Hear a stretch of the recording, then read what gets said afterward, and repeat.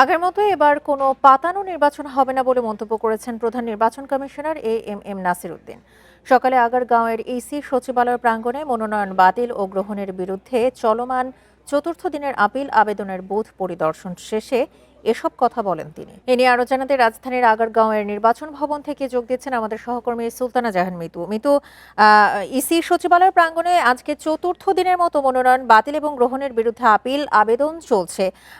সিইসিও কিছুক্ষণ আগে এখানে পরিদর্শন করেছেন। এখন পর্যন্ত আপনি সবশেষ কি অবস্থা দেখতে পাচ্ছেন?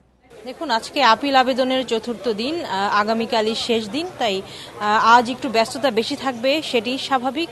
প্রধান নির্বাচন কমিশনার সকালে এসে পরিদর্শন করেছেন।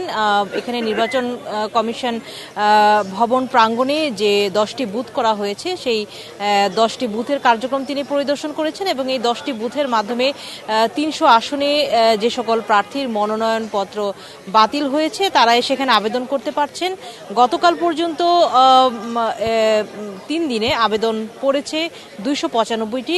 একটি বিষয়, 723 জন প্রার্থীর মনোনয়নপত্র বাতিল হয়েছে যাচাই বাছাই, যার প্রায় অর্ধেকই স্বতন্ত্র প্রার্থী।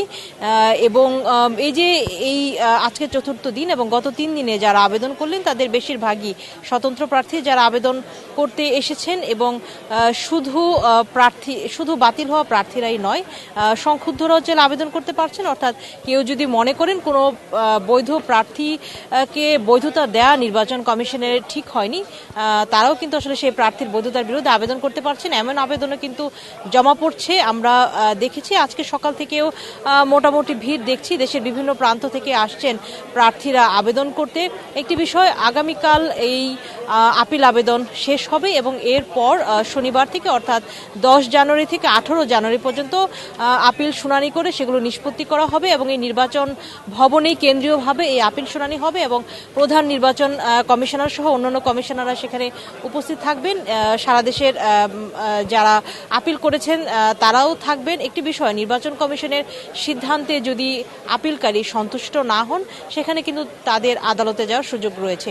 এরপরে 18 জানুয়ারি আপিল নিষ্পত্তি শেষ হওয়ার পরে 19 জানুয়ারি একটি দিন ফাঁকা রেখে 20 জানুয়ারি প্রার্থিতা প্রত্যাহারের শেষ দিন রেখেছে নির্বাচন কমিশন। এরপরে কিন্তু আর প্রার্থিতা প্রত্যাহার করা যাবে না। 21 জানুয়ারি থেকে আনুষ্ঠানিকভাবে প্রচার প্রচারণা শুরু হয়ে যাবে ত্রয়োদশ সংসদ নির্বাচনের। আরও একটি বিষয়, প্রধান নির্বাচন কমিশনার সকালে এখানে পরিদর্শন করেছিলেন।